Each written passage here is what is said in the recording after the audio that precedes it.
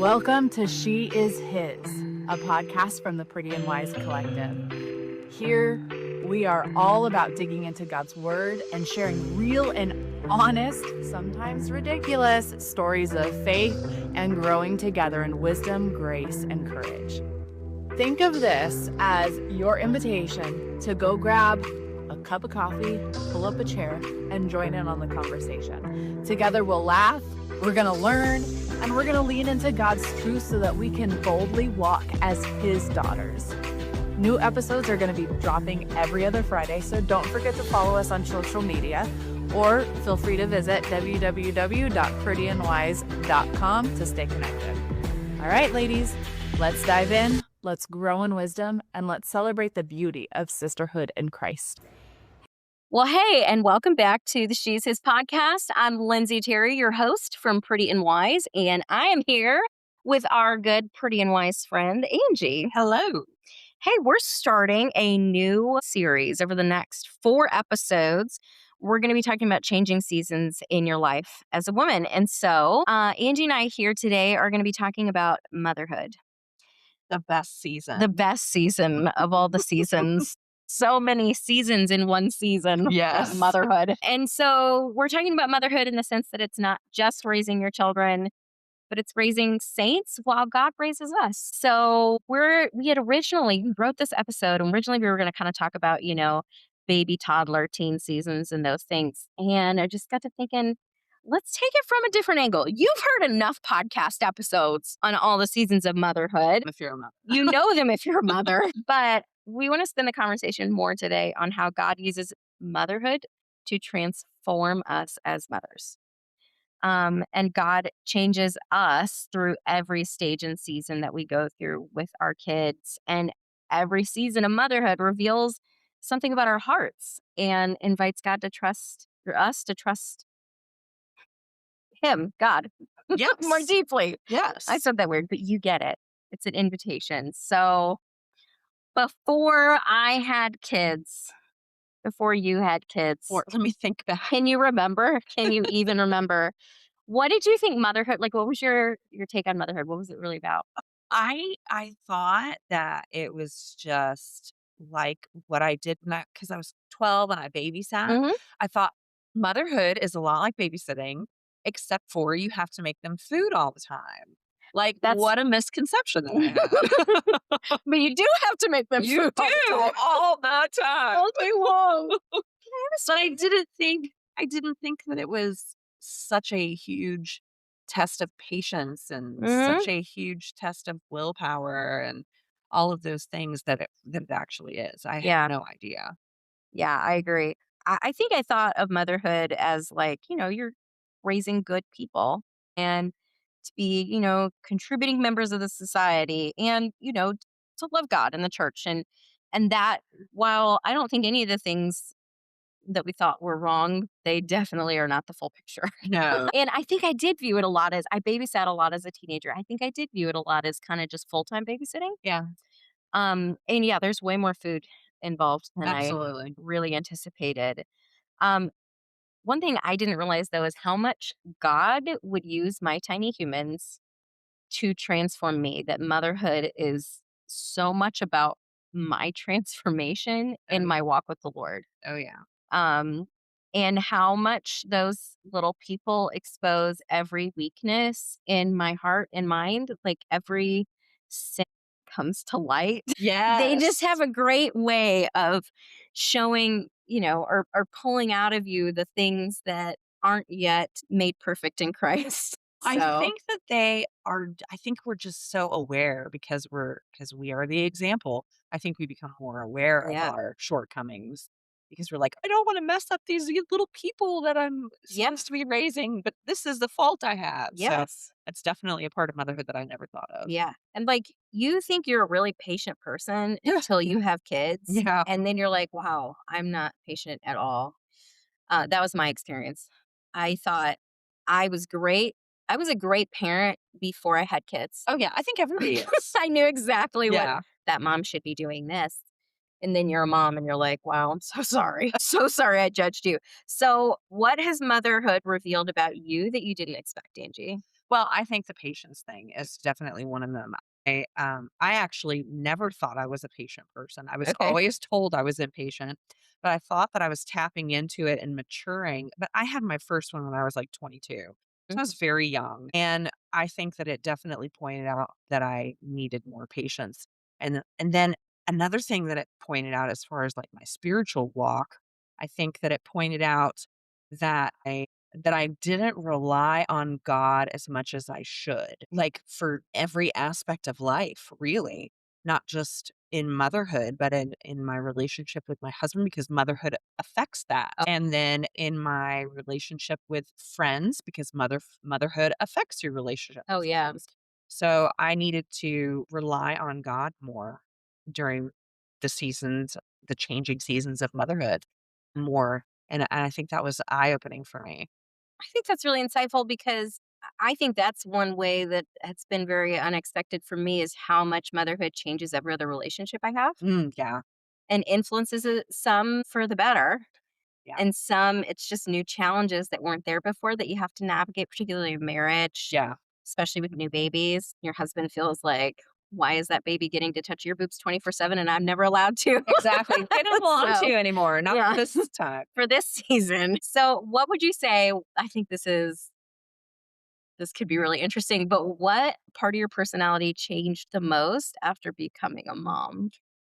I actually became way more introverted for a long Okay. time. I think I was more self-conscious Mm, than I probably should have been. like worried about judgment Worried or about okay. judgment, yeah, worried about messing up, Hmm. worried about, I don't know, just like, what do I have to say to these other moms that they don't already know, or what do I say in general?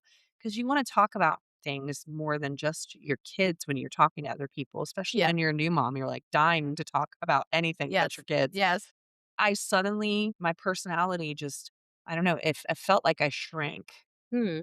in a way, which was not necessarily a good thing. I think I poured myself into the I am mom cup a little too much, Okay. and made that more of my identity than it should have been. Yeah. I think trying to think for me how my personality maybe shifted after becoming a mom. I think for my first kid especially, I remember leaving the hospital and looking at my husband and being like, I can't believe they're letting us leave this I baby. know. Like Yes. we don't know what we're doing at all. Yes. How is this allowed? I even took the Um classes that they offered at the yes. hospital, and I still felt like Felt that. like, oh my gosh. Yeah, so I think there was definitely some, am I doing it right? And if I mess up, and everybody sees me mess up as a mom, like, does that make me a bad mom? So it does kind of, especially that first child, I think it can be easy to shrink a little bit. Mhm. Um, and having a child becomes so all consuming.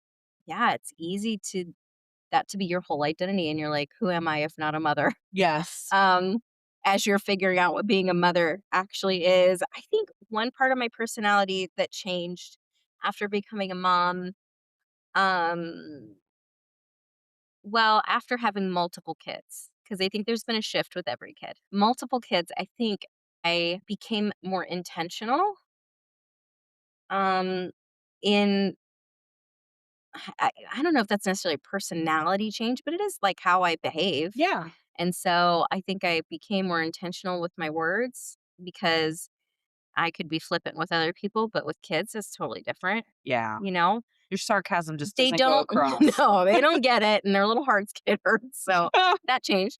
So I was maybe less sarcastic, a little more intentional.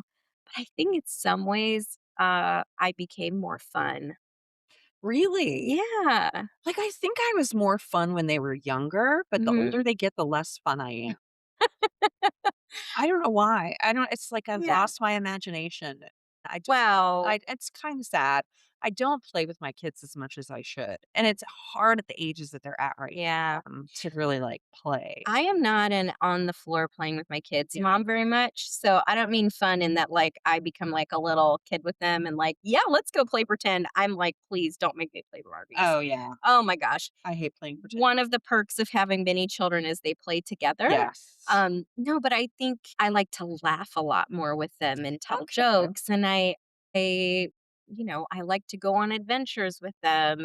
Yeah. And so, think it's made me more fun in that sense. It's sparked parts of my humor that I became too serious for a while, you You know? gotta find the humor in motherhood or you will go crazy. You will go You know, crazy. one weird thing that I know changed, and this is not my personality, but like a daily routine, sort of a mindset, is we got rid of TV when we had our oldest. We Mhm. got rid of TV because we were so enthralled with her that we Yeah. weren't watching TV. What's the point of paying for cable if you Yeah. can't watch it? Yeah. And have never looked back. And I think that that was a shift for us as far as like going from being a little bit more mindset, Yeah. focusing on the kids Not have and like a screen babysitting them. exactly. Yeah. I love that. Yeah. We've actually talked about getting rid of our TV. We have a TV in the living room and it's not on most days. But like last night, I stayed up and watched a movie with my 13-year-old.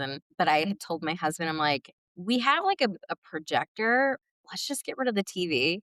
Then we can turn the living room into more of a conversational area because Yeah. that's usually what we do in the living room is sit and talk. And then we can pull out the projector if we really want. Yeah, you gotta really want it. Well, Yeah, really want it. And then, yeah, then there's not the temptation to just turn on a screen and yeah. veg out. But um, so early motherhood, this is, yeah, I think this is something else that motherhood has revealed in me how controlling that I have a tendency to be that I didn't really realize it till I had little babies, especially like we said, the first baby. Yeah. Um, It also reveals how little control you actually have, so you're just kinda grasping at straws, trying to hang on for dear life. So, I think we enter motherhood thinking we can manage everything if we just try hard enough, Yeah. and then, your kids get sick and your personalities between you and your husband differ, and your outcomes aren't guaranteed. You can do all the right things, and your kids still choose their own way. They still get sick or that car accident still happens or that they still decide this is the life I want even though that's not how you're raised. There's just so many things that aren't guaranteed, and I think sometimes we convince ourselves, and I think I'm going to say this at a risk of it being a little controversial. We've heard that verse in Proverbs so many times as if it's a promise from God, but Mhm. Proverbs, let me I just know what you're say, gonna say. Proverbs are principles from God. Yeah. They are not necessarily promises. Yeah. And the verse about raise a child up in the way that he should go, and when he grows older, he will not depart from it. It is not a promise that your kid will never walk away from God if you raise them in the church and raise them in a godly home. Now, the likelihood goes down because that is the principle that Right. God puts in place, but they're still their own people. Yeah. They And still have free will. they still have free will, and I think that's I think we've done a disservice to people in the church through improper exegesis, not really applying scripture right, Oh and yeah. we use them as bumper stickers, and then we have people who are hurting because their life didn't turn out the way that bumper sticker told me it would. Right. Um Yeah, I agree with that. I think that I'm in a season now. I'm in a like a dual season because I have an adult child and then I also have the children that are elementary school age and the big gap between. And so as I'm building a foundation of loving Jesus with the two younger ones, and then I have to see the older one choosing to go their own way. Mhm, And it's not necessarily what I agree with at all. mhm. But for a while, I misinterpreted that verse that you just quoted. And I was like, oh, she'll come back. She'll come back. She'll come back. Well, she might, Yes. but it's it was a mindset shift for me. It was a prayerful shift for me. Instead of praying, um, that God would intercede, or excuse me, instead of praying that she would come back to what she knows, I'm praying an intercessory prayer that someone will intercede in her life and show her a way that she goes. It was just a big shift Yeah. in mindset Yeah. because of the difference in being a principle and a promise. That's hard, and that's a hard thing in motherhood, whether you have a child choose a different path than how you raise them to choose, or whether it's just an unplanned thing happen in your life that like this wasn't on my bingo card. Like, Mhm. um, a couple years ago, my daughter and I were in a car accident, and it wasn't even I mean, it totaled my car, but that sounds worse than it really was. It's Yeah. because I drove a 2006 car. You could sneeze in it and it would break, it was old. So it wasn't even a bad accident, but it has wreaked havoc, not just on our finances, but on my daughter's life for the past couple years and Yeah. how it's affected her. That's totally out of my control. Yeah. Nothing I can do about that. And yet here we are dealing with the repercussions of that. And so what do? My second, I shared a few episodes ago, so I won't do the whole story. You can go back and listen. But I shared how my second, when he was born, had heart issues and we didn't know if he was going to live. Right. And what do you do with that? It really makes you realize how little you have control. Yeah. Because when they're little, you try to control everything. You Yes. control what they eat, when they sleep, what they play with, Yeah. what they listen to, what they see, who Yeah. they're with. And you think, oh, I've got control over this situation. And then, like you said, a car accident or a health issue happens, and you go, oh, wow, I have absolutely no Yep. control. Yep. Well, one verse that has been encouraging to me is Psalm 127:3, which is children are a heritage from the Lord. And just that reminder that they belong to God before they belong to Mm. us, that they are from the Lord. They are a gift that God's given us. And that was when my son was in the hospital after he was born. Well, before he was born, and we just didn't know, is he going to live? Are we going to say hello and goodbye to him in the same day? It was very scary season for us. And I remember writing in my prayer journal, God, I know that he's yours. And how hard that is for me, even now, looking at my four children, they're 13, 10, 6, and 2, how hard it is for me to know they're God's before they're mine. Hmm. Because, and as you know, as a mom, you love them so fiercely that the idea of trusting anyone else with them beyond you is hard. Well, the idea of someone loving them more More than than you you, is yeah, that's not it possible, but just it doesn't is. seem possible. Yes. Yeah. So when do you feel like was your realization, your little wake up call that you can't control everything in motherhood? Oh my goodness. It happened early on, I think, because when my oldest got sick the first time and there was nothing I could do, Mhm. and she was still just a baby, it couldn't tell me what was wrong, couldn't tell Worst. you what hurt, couldn't tell you why she's crying. And you got to take them to a doctor. And the doctor was like, well, we could try this, but they didn't really know either. And it wasn't anything major. It could have just been a cold. But, you've got this snotty baby and, Yeah. you're suctioning the boogers out and there's not a lot of medicine that you can give babies. You're just Yes. doing everything that you can. I realized, wow, I have no control over this situation. Yeah. And it was really scary for me as a young new mother. But I think that theme has definitely repeated itself in different ways throughout motherhood, Yeah. especially when we start talking about releasing them when they get a little bit older Mhm. and you give them more responsibilities and they have more freedom and they get a driver's license. Wow, you have so much less control over that Yeah. situation. And so I realized it again big time. When my oldest got her driver's license, I was like, she's going to get in a vehicle and go. And I don't have any control over how she drives, where she drives, how long she's gone, who's with Yeah. her, where she's going, what she's doing. The decisions that she's making become hers. And I can only say, well, I hope that she remembers everything that I've said to her Yeah. in the past.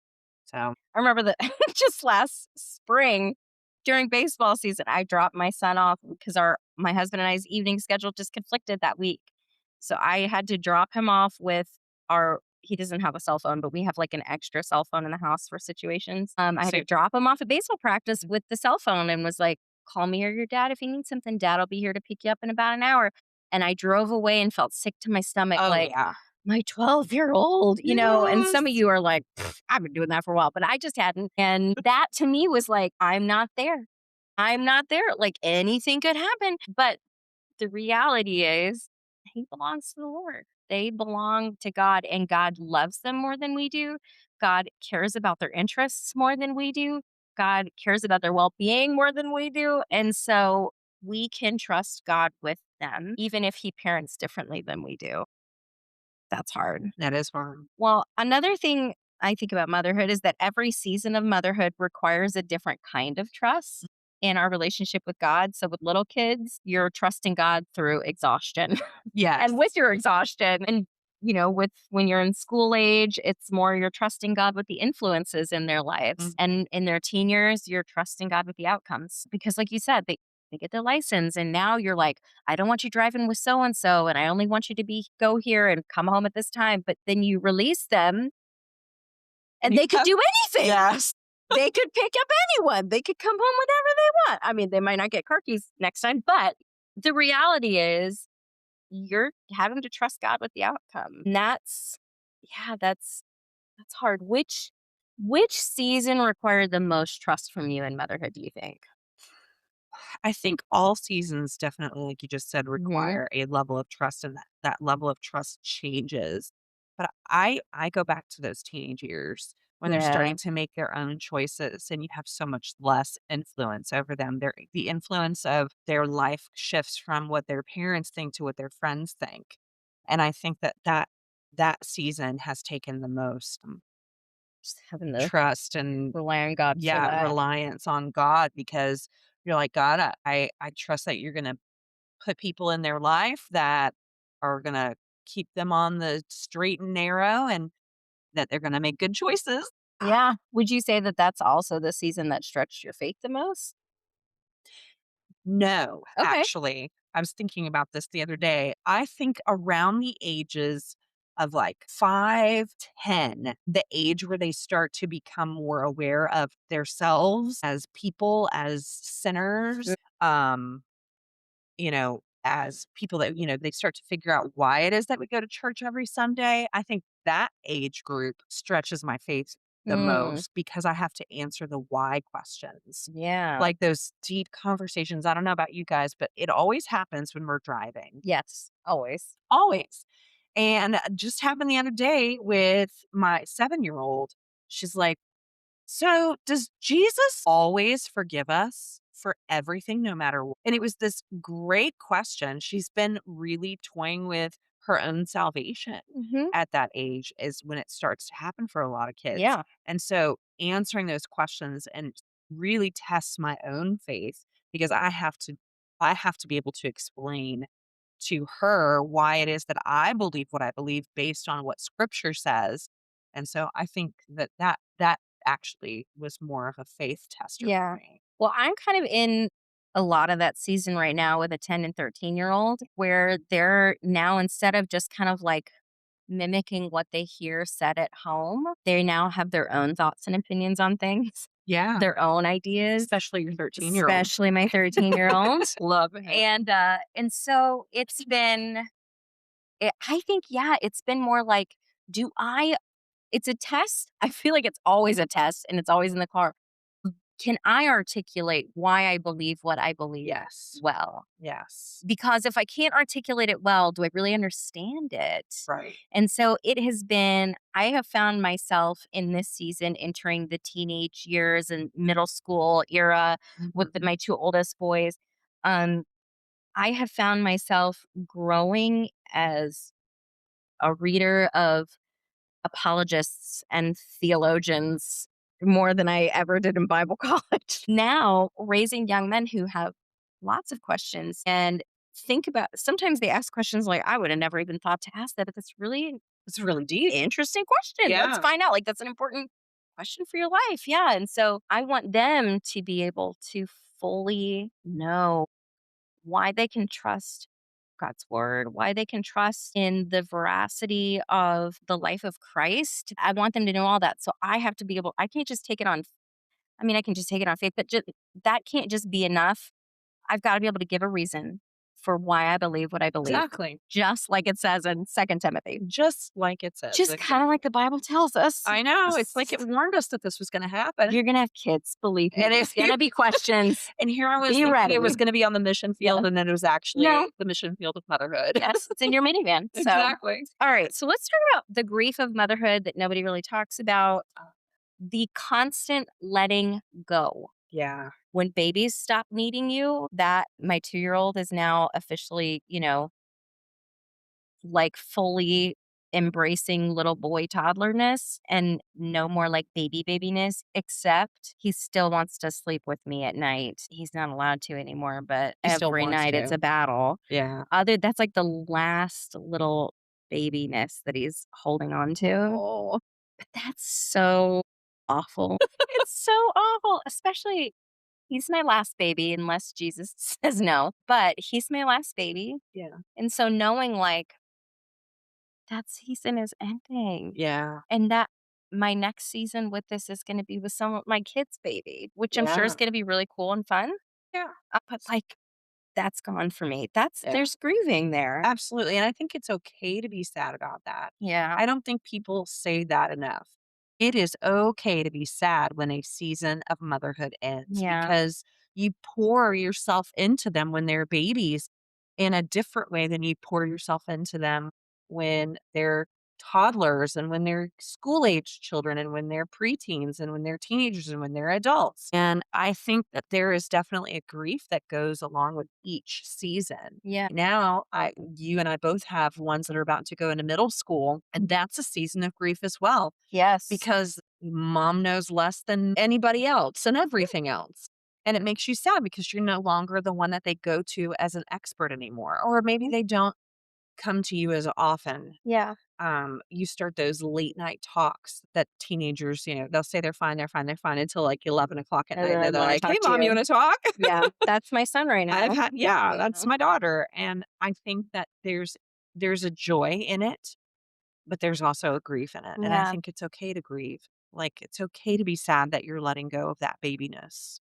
It is. I think so for me, I have a 13-year-old son, and now we're entering the stage where he's gravitating more toward his father and Hmm. less toward me. And my mother-in-law raised 3 boys, and so she warned me that this would happen someday, Yeah. that there would be a day where he would kind of detach from me, not that, not fully, but detach from me to really latch more onto his father, and he starts to identify more with his dad even though he's with me 24/7. And that has come, and that's a thing to grieve. Oh, That's a yeah. thing that, makes me sad. But also it's such a weird mix. It's like moving from baby season to toddler season. You're like devastated that they're not your little munchkin anymore. But also, it's like so fun that they're talking so much and they have their own little personalities. Yeah. So it's like so much grief and joy in the same breath. And that's the same. My son kind of, he likes to go. Like last night, I had told my husband, I really want to rip out these boxwood bushes in front of our house because I think they're ugly and I hate them. Yeah. And I have a plan in my head of all the things I want to do. And so he's like, okay. And I said, I just need you to like trim them down. I'll rip them out. Well, we trimmed them down, but these things have been in there for Yeah. The roots on those things are really crazy. forever. Yeah. And I think they were put in when the house was built in 2007. So, like 20 years or whatever. Yeah. And so then quickly I discovered, no, I can't just pull these out. I need help. And so my husband is like, why don't you have, you know, our oldest help me? And I was like, yeah, I don't know. This is like, I think we need like the pickaxe, honestly, to break apart some of these runners from the bush. They're like, I you can't see right now, but I'm showing Angie. They're like 2 inches around. They're Yeah. huge. And I couldn't break him up with a shovel. And I'm like, it needed pickaxe. And I can't do the pickaxe. And he's like, well, ask your son. And I was like, I feel like he should be older. Like, I don't know if he's got the muscle for it. So then my 13-year-old comes over, does it. He and his dad just showed him where to do the pickaxe to break apart all the whatevers. I'm really planty, you can tell. All of the root and the runners and all of that. And then they dug it out together and they ripped out 2 bushes for me. I mean, there's like 7 more to go, but we got 2 last night. And it was kind of like, He's a little man. he's a little man now. Yes. So it made me sad. And then also, then he wanted to stay up late and watch a movie with me last night. And we got to have like a hard time. And then there's joy in that, like, we're relating in a different way because Mhm. he's now more grown up. So Yeah. he has more grown up conversations. And so it's just like such a mess of navigating the sorrow and the joy of motherhood all in the same breath, moving from season to season. Absolutely. Yeah, like when your kids become more independent, or even like when your traditions change. Sometimes you move to a new place and then like the things that you used to always do now change. You don't always do them the same way because where you live, maybe it's different. And Or maybe your kids make a change in yeah, tradition. yeah, Like they're just not into what you were doing. And so you yeah, go, well, I guess we have to try something different. And that can bring a bit of yeah. sorrow. Or if you have grown kids, I remember my husband and I, we lived near my parents when we first got married, and we would always go over to their house on Christmas until we started having kids. And then we said, we want Christmas Day at our house. You're welcome to come over, but we're not going anywhere on Christmas Day. We're going Yeah. to be at our house. And that was, my parents understood that because they did that too. Right. When they started having kids, they quit traveling on Christmas Day. And that was like our family tradition. Well, I wanted that with my kids. I wanted to be at home on Christmas Day. So we don't travel on Christmas Day. My parents most usually will come over to our house. And so that changed. So sometimes it's like stuff your kids grow up and now the things you used to always do with them on certain holidays or birthdays or whatever, it's different now. Yeah. And that's hard. The influence that you have with your children shifts. My mom still has a lot of influence in my life, but it's not the same, No. as when I was in her home Yeah. Or and even in or college. even in college Yeah. when I called my mom 24/7, I'm Yeah. sure. Same for me. Um although the other week I called her and she didn't answer it and I was like, "I am your only daughter. How dare you? Answer your phone." So, but yeah, I mean there's just all these m- quiet grieving moments Mhm. that I don't think we talk about enough. It's hard to make those shifts, motherhood being like a series of small goodbyes. Yeah. So, but I think about Mary in the Bible, Jesus's mom, and even though she had like the perfect child, she had to release Jesus repeatedly. She had to release him to ministry, out of her home, to people misunderstanding her son, and ultimately to the cross. Yeah. That was a serious. So, like she embodied what we live through, and she had like a perfect child. Not that your baby's not perfect, but um, what part of motherhood has been hardest for you to release? Like which of those like changes or seasons has been hard for you to let go of? Hmm. I would say when my oldest left home because Mm, it seemed so final. yeah. Like it was really hard. And I think it goes back to that control thing and the influence thing. The hope was that she would be stepping into a situation where she would have good influence and make good decisions. And then eventually she would be like, oh, okay, I've sown my wild oats. I can come back home now. Mm-hmm. And that has not been the case. And so I think that was the hardest release for me. That and then the total opposite end of that, I wanted to breastfeed all of my children. Wasn't able to breastfeed my oldest, was only able to breastfeed my second for a little while, but my youngest, I was able to breastfeed for over a year. And that saying goodbye to that season was really hard too, Yeah. because you are so literally attached to Yes. them Yes. 24/7, Yeah. and then suddenly they don't need you in the same, like, almost primal sort of way Yeah. that that was really hard for me. I wanted to just keep going forever, Yeah.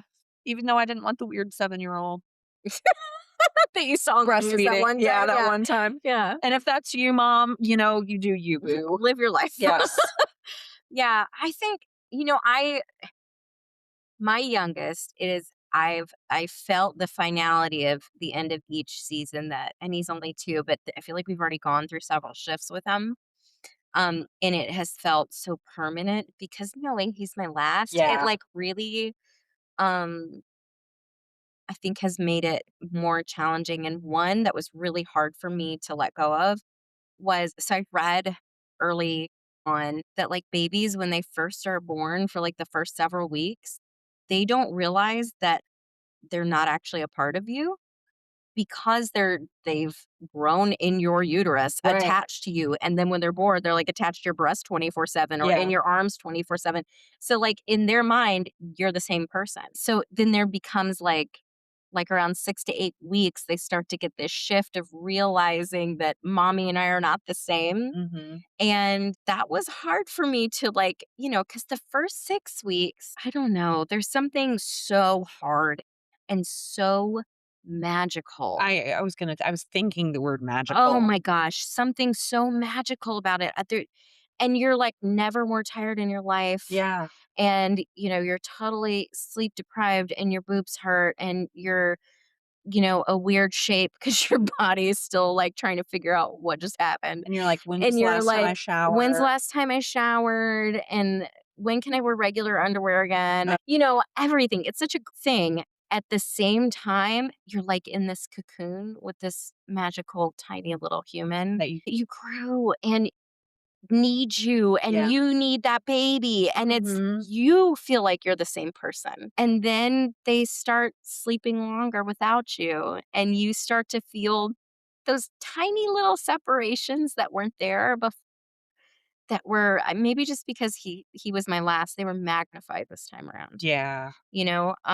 and that was so hard for me to let go of the fact, and now like somebody at church today walked in and they're like, "Oh my gosh, is that really your youngest child?" Like, and they see us every week, but just seeing me hold him, how long he is Yeah. on me. I mean, Yeah. I'm not a very long person, but was shocking to them. And yeah, it's shocking to me. How did we Yes. get here? I had one of those moments this week with my 7-year-old. I was like, "Wow." I had a picture pop up when she was 7 months old, which is Mhm. right about that time when they start to really figure out that Yes. and she's sitting there and just with her little cute cheeks and her little belly, and then you look at her now and she's just starting to be so independent and Such a young lady. wanting to be doing all the things that her older sister is doing, and, you start to feel they don't need me, but they just need you differently. So you mentioned this earlier, and I want to make sure we talk about this about sometimes you poured too much of yourself into the mom cup that like that became your whole identity. And I want to talk about why motherhood is a calling, but it's not your core identity. That your core identity is daughter of God. Yes. Okay. When I first was thinking through this, I have a hard time being like, motherhood is my core identity. It Yeah. is because I'm such a like mom. Yeah. I'm not I'm with my kids all the time. We Mhm. homeschool. They're like all at my business 24/7. Yeah. I like that. I want to be with my kids 24/7, except for every once in a while, please just let me go have coffee with someone alone. Yes. But I have a hard time not putting my entire identity into motherhood being my whole self. I don't see that in you. Good. Yeah, I I think just you're love very being a well mom. rounded. I Oh, think good. that you're a great mom, but I see you I guess maybe from the outside, I Yeah. see you in different roles, and I feel like you have that balance.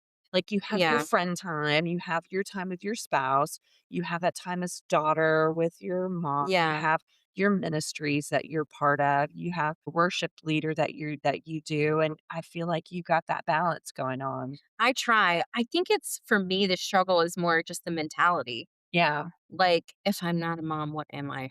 yeah, But I really do try to, well, one, I know if I don't have good relationships, then my kids will suffer.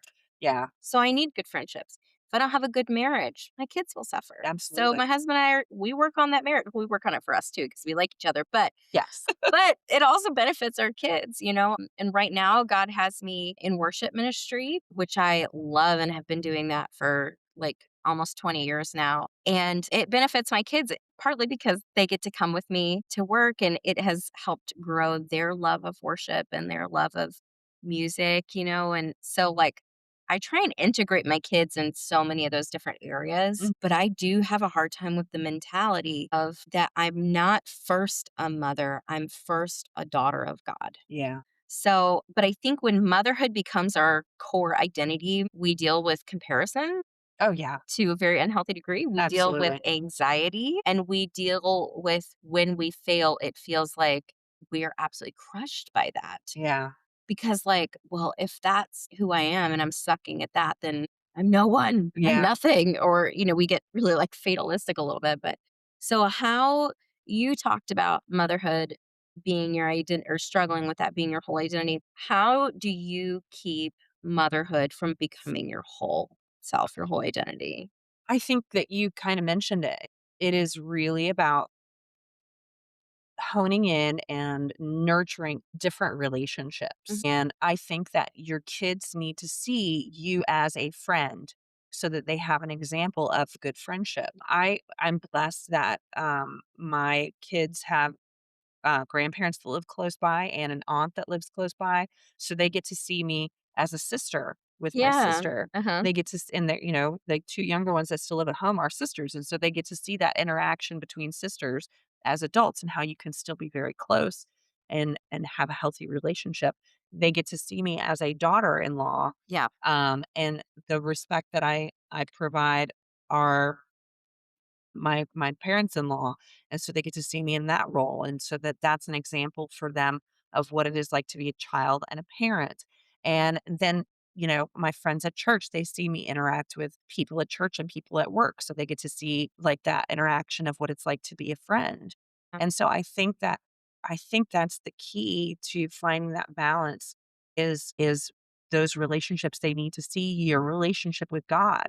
They need to see you reading your Bible. They need to hear you singing worship songs. They need to, see you praying or hear you praying and see that they are an important part of your life, but that they are not the center of your life Yes. because they can't be. That's too much to put on a It's too much child. pressure. They and you see that in families where the children are the center of their life, there's a lack of balance, and it can lead to behavior problems with your kids. It Yeah. can lead to your children not being able to function in society like they need Because they to. And expect everyone out there. as a teacher, I it's funny, I can pick out in my classroom the ones whose parents have them as the center of their lives Yeah. and the ones whose parents have balance with them, and who have relationships. Now, you can take that to either extreme Yeah. and it's still unhealthy. So it really has to be balanced because you don't want to say, my kids need me, but I can't be there for them because I have a girls' night out planned. Yeah. Like you still got to prioritize your children in situations, but they need to see that you're taking care of you as well and Yeah. your relationships and Yeah. your mental health. Yeah. I just realized when you were talking, you and I kind of have a unique, I mean, not totally unique, but an unusual situation where our kids get to see us in all those different spheres, but they also get to see us as a coworker and what that looks like. Cause your kids go to the school Right. that you teach at. Yeah. My kids come to the office Yeah. with me at the church. And so, like, they get to see us even in that capacity Yeah. and, like, how to be a good coworker, how to be a good partner. Yeah. That's interesting. Sorry, I don't have anything profound to say about that. I just thought that, like, hey, we have that in common. Hey. So, how do you remind yourself that you first belong to Christ? Like, we talked earlier about, like, reminding ourselves that our kids belong to Christ before they belong to us. How do you remind yourself that you belong to Christ before you belong to all the other people pulling for your time and attention? I have a really hard time with this one, to be quite Yeah. candid. I neglect my own relationship with Christ more than I wish to admit Mm, because I find myself doing other things yeah. as mom and wife and worker. And so I think that what we what we need to do is just remind ourselves, just simply remind ourselves, and also have people in our friend group that remind us of that as Yeah. well, and our church home that remind us of that as well. I think that when you put yourself into situations where you are poured into, like at church and with good friendship, that can be the reminder for you that you are not just mom, that you are a child of God. Yeah. And then that can kind of help you refocus on that relationship with God. Yeah. Yeah, I would say similarly that community is really important to keep that at your forefront. So it's important who your community is. Yeah. Are they people who are going to remind you of that and help you remember to prioritize first things first? Like, Mhm. because it's not like we have all these people demanding physically present our attention and time and affections. And while Jesus is there and he wants our time and attention and affections, we don't see him in the flesh being like, "Hey, I'm waiting here," Yeah. you know? It's not like you can pick up the phone and call God. Right, It's not physical. And so right. it tends to get pushed to the side. Yeah. Yeah. So and I think I think community is a huge way to have that accountability. Are you rightly ordering your life? And not just any community. I think it Yes. has to be a close community of people that can really be honest with you. Like, "Hey, sis, I see that you're struggling. What's going on?" And not necessarily in a judgmental way, No. but in like a curious, caring, loving way. Yeah. Yeah. Yeah. And I think I've been really amazed the church that we attend. If you need a good church and you're local to the RVA area, you should come to Kindred. Absolutely. That's our church. But I think that's just a unique there's just some kind of unique spirit at this church that it's so familial. It really is like nothing I've ever been to. Yeah, me neither. And Yeah. I've been in a lot of So churches. have I. And so but there's just something so like you are a part of our family and we care for you like you're a part of our family. So we notice you're off. What's going on? Do you Mhm. need something? Like how can I pray for you? Can I be there for you? Like people are just so yeah, I think you're right. Not just any community. It's gotta be a good community that is going to see you and point you in the right Yeah. direction. So I want to talk about the ministry of ordinary motherhood just a little bit and how kind of like the juxtaposition between what the world celebrates and what motherhood often is. And so sometimes, we see so much on the Facebook, The Instagram, on the Instagram, on the MySpace, the advice, Xanga, or the whatever, whatever we used to be on as the kids. TikTok. The TikTok, as those kids say. We see people, celebrating career milestones or influencers. Like that's literally a job. It's just to influence people online. Um, So great. and it's a very well paying job for some people. And so, like, that's really celebrated, you know, s- major accomplishments and things like that. Just celebrated. But motherhood is so often repetitive, Yeah. very repetitive, very unseen, um, especially if you're a stay-at-home mom. Yeah, because 'cause you're not posting on there, "Yo, guys, I just changed my 18th diaper today. Hashtag explosive diarrhea." Killing it. Yes, killing me. And motherhood is slow. Really The key. day to day can just be very womp womp, in some ways. Yeah. I mean, your kids are always going to make it crazy, but it's also deep spiritual work with our kids and discipleship. Like we said, it happens in the minivan so often. It And really it, does. it happens at your kitchen table. It happens maybe at bedtime prayers when your kids talk to you. My teenager likes to wait till everyone goes to bed. And then if I'm still like on the couch reading or whatever, he'll like sneak back out for like, oh, I just need a glass of water. And then he'll stand there and I can tell he wants to talk to me. So, like, you know, that's discipleship is happening all around us in such boring, unextraordinary ways. Absolutely. But it's some of the most powerful ministry we can do is those minivan conversations. Serve your family, I think, is another way that ministry happens. Like, it's been a long day and dad's been at work and you've been at work all day long, homeschooling for you Mhm, and, taking care of the house and digging up bushes and mhm. all those things.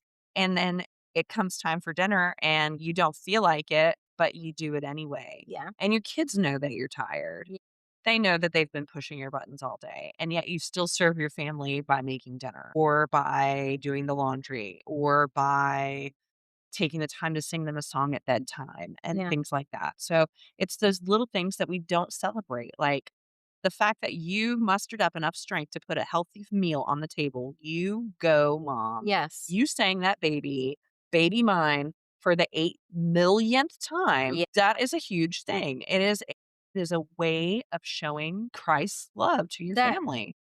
sacrificial. Absolutely. I'm gonna die to myself because everything in me says I don't wanna do this right now. Yes. But I'm gonna do it Yeah. because I love you, and that's what we do for the people we love, which should translate to sometimes we do things for the Lord that we just don't feel like doing, but we love him. Right. We do things for the church we don't feel like doing, but we love the church. We love the people of God. We love our family. We love Jesus. And so that requires us to say no to ourselves and yes to something bigger than us sometimes. What small motherhood moments for you have turned out to be spiritually significant? Talk to us about some ordinary motherhood moments that were big spiritually. Well, I think working with my kids in the garden and just pointing out like how amazing God is has been spiritually significant. And that's very minor. That's very everyday. But like, being a good steward of what he's given us and taking care of what we have and the wonder of the fact that we take the seed and we plant it in faith and that we don't want to dig it up too early, just like we don't want to dig up what we've planted in faith Yeah. with God too early. So, that waiting for the fruit of our labor and the patience that it takes and how sometimes it doesn't work out we expected it to and how God's hand is in all of that. And I think that is Yeah. probably the most significant small moment that I can think of. I think so many good moments in the garden. Yeah. Yeah. And Should write so a whole book many about them. yeah, you should write a book about it. Yeah. And so many like spiritual conversations I think stem from just very boring things that you're doing or seemingly ordinary. And then if you just open your eyes to the wonder of God around you, everything can become spiritual and a good teaching moment. Mhm. Um, for us, one thing that we do during the school year, although we've totally slacked on it this um, winter, but now we're getting into the spring. So I feel like we'll get in a better groove. Our winter was crazy, but um, is I like to do tea time with my kids. Oh, yeah. And so we'll at 4 o'clock on the days we're home, we will everybody go make your tea and come to the table and we'll have maybe a special little snack or something like that. Sometimes it's just tea. And then I'll just think sometimes it's on the spot, sometimes ahead of time, but I'll think of some good questions. So like here's the question of the day. And then we have very grown-up conversations about it at the table, Yes. and now they turn out to be really good. And so like one of the questions I asked, this was like last spring, I think, when I first started doing this with my children, which they love it. Yeah. One, they love tea, have their own little teacup. And two, they love that, they're treated like they're not just, dumb little kids, but they've got something to say that matters Right. because I ask them important questions, not just silly ones. Like, would you rather have jello for toes or no nose? Like, not just that, Yeah. Yeah. although they do like that. But, like, I asked a question of what do you think is the biggest issue plaguing our modern society today in the United States? That's a big question. And I was really curious to hear what their answers were, Yeah. because, like, at the time, 9, 12, and 5, like, what are they gonna say? I Yeah. don't know. And my 12-year-old well, my 9-year-old at the time said, "Well, I think it's abortion." Oh, Which are like, wow. "Wow, okay. Talk to me about that." And he's like, "Well, God is the only one who can create a life, right?" "Okay, yes." And he's like, "So then we just throw it away?" 'Cause we don't it's like a bad situation or whatever, like, Wow. what is that really okay? And so that sparked a really interesting conversation about not just a political issue, but how it affects us spiritually. Mm. And what does scripture have to say about these things? And then how do we have compassion for people who are dealing with these really terrible circumstances in their life that would lead them to question, like, is this something I should do? And so how can we be a good neighbor? What can the church do to help provide more resources for people? It was like a really great question. And lots of really good things were brought up that day. My oldest kind of shocked me and was like, well, I'm sorry if you're like, this is too political. I'm just sharing a story about something my kids were thinking about. He said, I think if the issue that I think is a problem for our society today that we need to deal with is the question of same-sex couples adopting children. And I was like, really? I was Wow. like, why is that the biggest issue? Yeah. Like, I was even like, I don't, what's, what's, how is that the biggest issue? I get if, that's a concern, but like, what's the biggest issue with that? I'm curious. And he said, well, it's like the government is saying if two dads can adopt a baby, then a mother isn't necessary. Or if two women can adopt a baby, then a father isn't necessary. So then, if we can say that mothers and fathers aren't really necessary, then it's like the government can come in and be like, we're necessary. Which I'm like, Wow. I was He like, came on that okay, whole thought process. little Einstein. Wow. So then that really had me thinking Yeah. about things. And I'm only bringing this up to just say there's so much more going on in your kids' heads than like we even realize, because they Yeah. hear things at school all day. They hear things on the radio. They hear you and your husband talking about, Yeah. voting issues and things coming up. They hear about all the things. And I know a lot of us want to be apolitical. It's gross. I hate politics in that sense. It's so much backstabbing and Yeah. grossness, right? However, our politics are becoming so theological. We can't afford to ignore these things because kids, they're going to have to answer these questions. Yeah. Yeah. And so for me, some of the ordinary moments of motherhood have turned deeply spiritual by just opening up the door to conversation about things Yeah. like just how do you see the world? Yeah. Things about how they see the world. That has turned into deeply spiritual teaching moments in our home, asking my kids how they see the world. That's exciting. So I would just suggest ask your kids how they see the world. Start thinking about questions that you can ask them that will give you a glimpse into that. And then it kind of gives you also a view of, is what I'm saying taking hold? Or is there something else, some other influence in their life that's really Right. taking hold of the way they view the world? But those for me have been like, that wasn't televised. That wasn't, we didn't, make content out of that. Or Right. it was just a conversation at our dining room table that turned just this really boring little moment, sitting around having tea, talking, turned into something really formative for our family. So yes, your boring, ordinary days in motherhood are extremely spiritual and they're extremely important, even if nobody sees them and they're not Instagram worthy. What you're doing is more important. Absolutely. Behind closed doors, it's more important, even if no one but you and Jesus ever sees. It's more important. Um, the myth of the best season of motherhood. Yes. I always hear these sweet little old ladies enjoy the moment. They're only going to be little for so long. Yeah. Which is true. Yes. That is true. Do slow down and enjoy it. They are really only going to be little for so long. Some seasons are really hard and don't feel like the best. Yes. But do you think there actually is a best season of motherhood? I don't. I Okay. think that there are hard things in every single season of motherhood. Like we said before, there is a release of a letting go, little sorrows throughout every season. And there are struggles in every season as your little person becomes more and more of their own personality coming out, and they form their own opinions, and they become less part of you and more part of themselves and part of the community. Like, I think that there are struggles in every single season of motherhood. Yes, I think so too. I don't think there's a best season. No, I think it's what you make of it. It is. Yes, it really is. I think it's sometimes some seasons may feel better than others. And I don't think it's really as much about what's happening in the season as how much you are letting yourself enjoy and how much you are talking to God about the hard things. Well, and I think it also kind of goes down to your personality too, Hmm. because you personally, your personality may bend more towards one season than another, and that's Yeah. okay. Yeah. But it's still not going to be a best season or an easy season, I don't think. My mom has always said, while she especially loved the toddler years, just because, like, it's so cute, Yeah. with toddlers, she's like, every season is better than the last. Like, she's like, it just really is like, there's something so good and sweet and new in every season. And I completely identify with that. Yeah.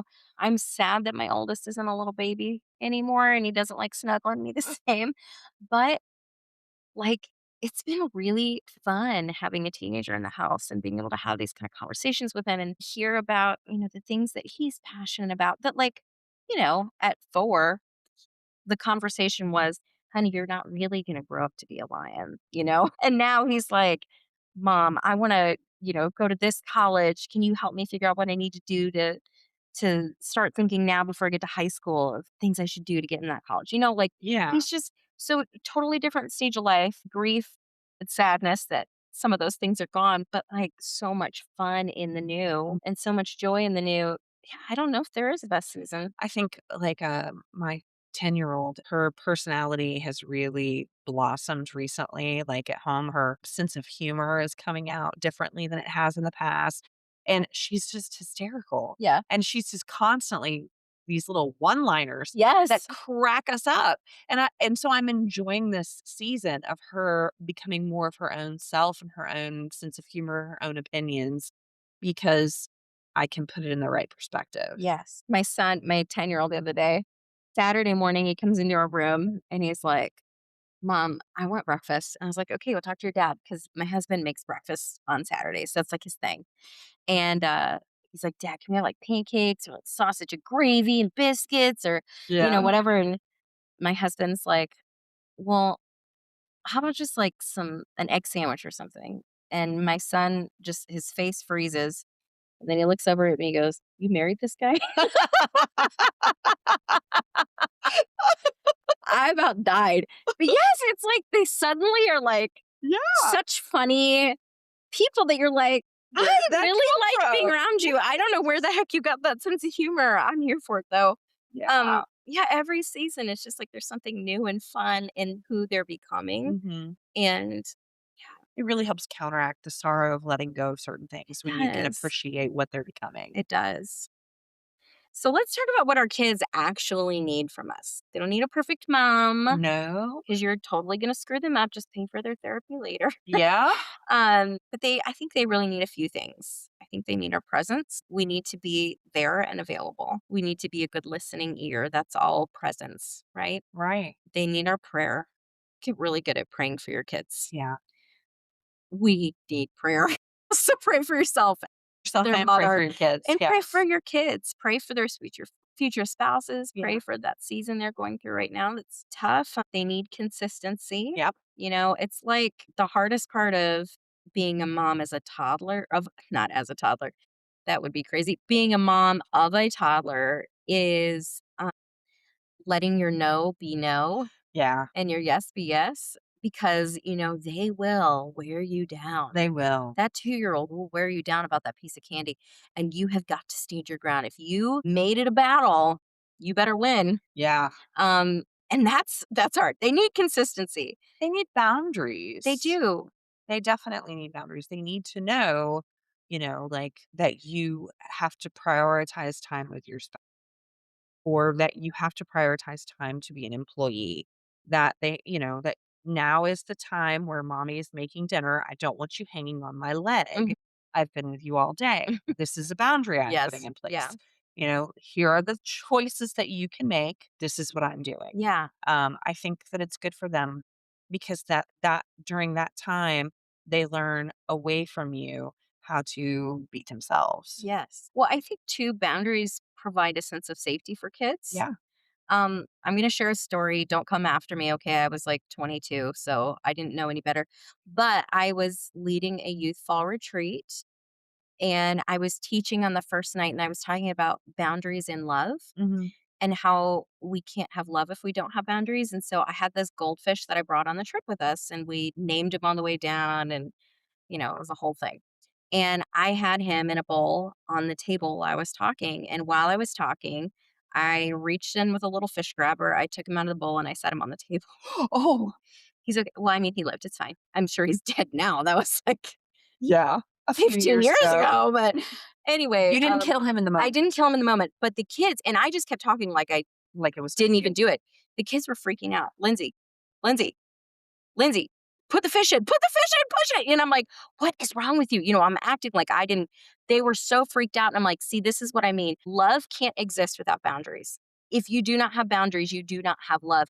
It is boundaries that provide safety in love. That's a good example. He lived. Okay, everybody calm down. Don't call PETA. But I think that's what boundaries do for kids. They know if I go here, I'm past the line and I can expect this from mom and dad. I Yeah. can expect this in my life.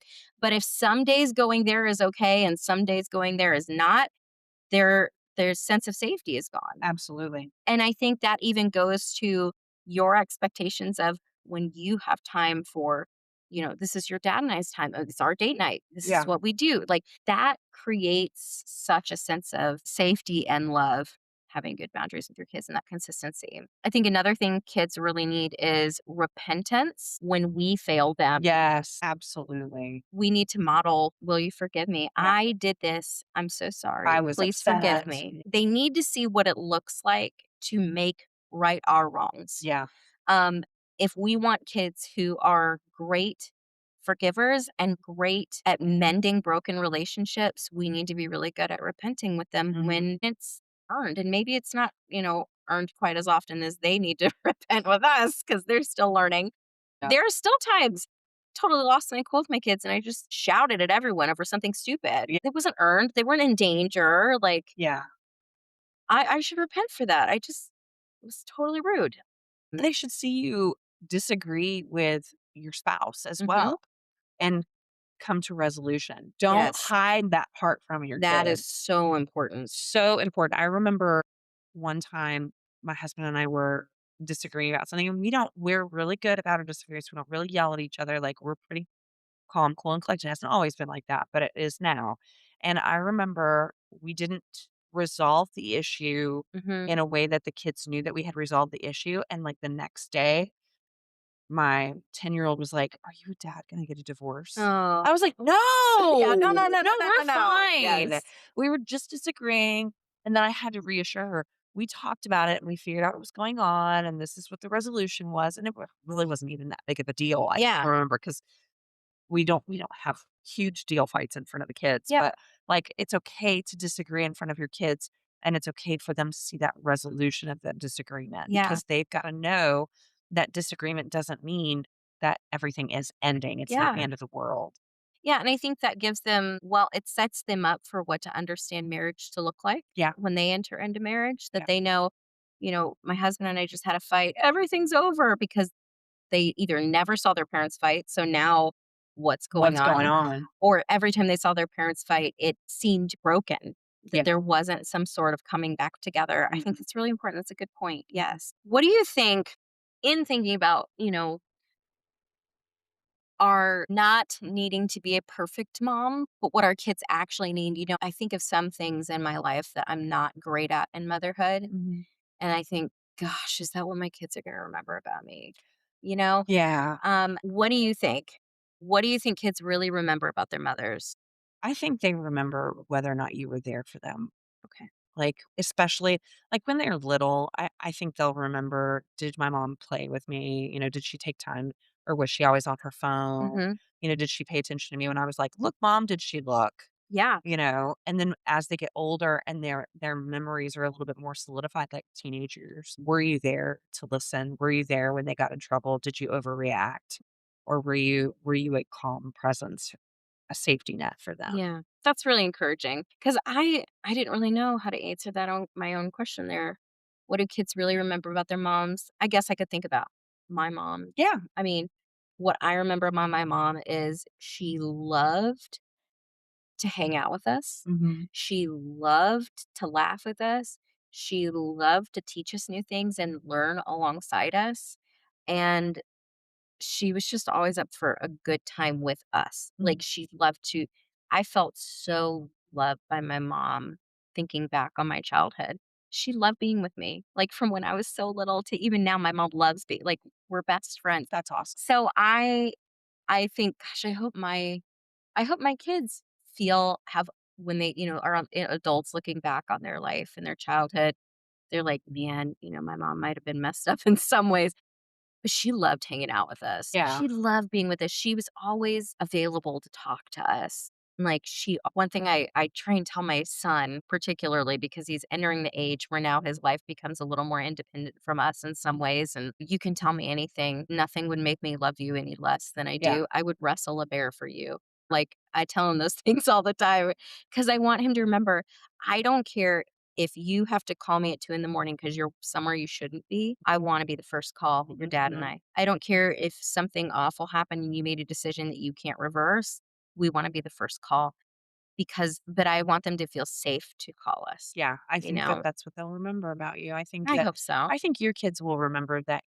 I think about, like, things that I love. I want them to remember things that I love, like, I want them to remember that I loved music and I loved Mhm. singing. I want them to remember that loved playing with the chickens with them, and that I loved, you know, when they did art for me and things like that, that I just appreciated them as the people that they are. Yeah. Yeah. Another thing I remember about my mom that just kind of made me think of it, she was always singing in the Uh-huh. house. And she would, so she has a beautiful voice, if you haven't heard her sing. So she would always sing with her beautiful voice, but then she would sometimes burst out in like some kind of crazy voice Yeah. and like, like some crazy old choir man voice. I don't know. Yeah. And I just thought it was so funny. Like, there's mom. And that's something I remember about my mom. I hope my kids remember I do that too. And because I hope they're entertained by that. Not like, Even if they go, Mom. "Mom." So, last question. We'll wrap this up. This has been kind of a long one, but I just have loved talking about motherhood. I hope you've enjoyed our stories and all of our chat about this. But Angie, if you could go back and tell your younger mom self one thing, what would it be? Hmm, that's a hard one because there's so many I things. know. Because we immediately start thinking about all our shortcomings. Yeah. Um, I would go back and tell my younger mom self to not be so hard on myself. I really, especially with my older one, struggled with depression that was untreated for a while. And I feel like that influenced the way that I raised her, and not necessarily always in the best way.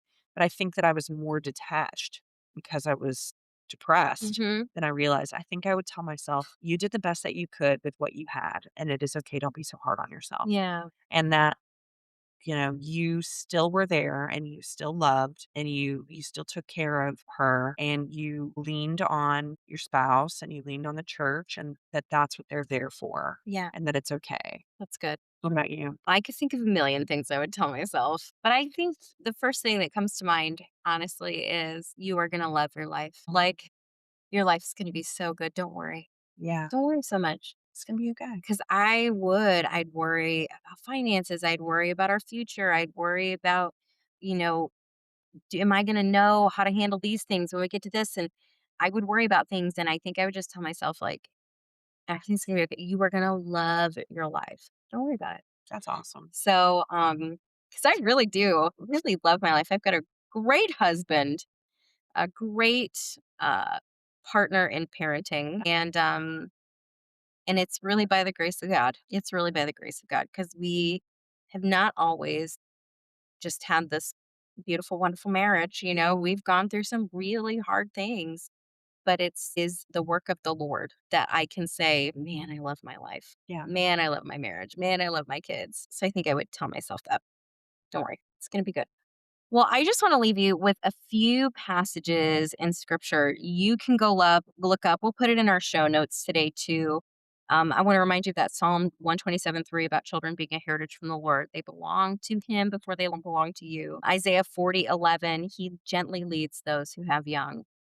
And so, like, if you feel like you're a mom with little kids and I don't know what the heck I'm doing, as most of us feel, remind yourself he is leading us and he's leading us gently. He's not harshly, come on, Yeah. get it together, which sometimes we're like that with ourselves. Yeah, But the we are. Lord is so gentle in leading us as we lead our children.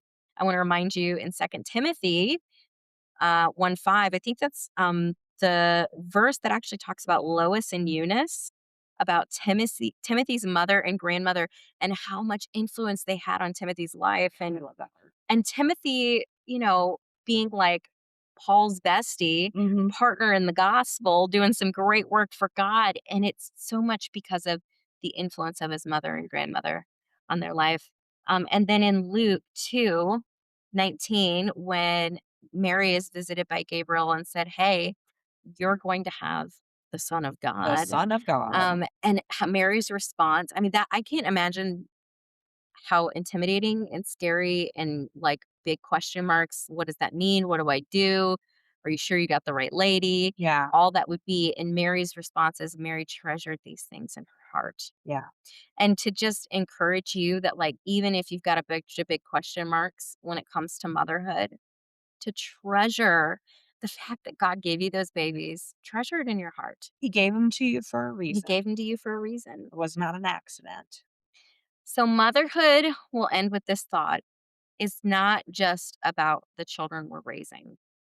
It's also about the woman that God is forming in the process. You're raising little disciples as God is raising you. So I want to encourage you to talk to God about that today and let the Lord encourage you in your motherhood. Ask God, what would you say to me about my mothering?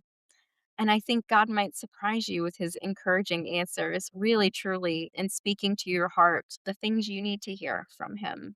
So we will be back in a couple weeks to continue on this changing seasons conversation. I don't remember which one's next, so I can't give you like a little sneak peek. But that's a good reason to subscribe. Oh, yes, that is a great reason to subscribe.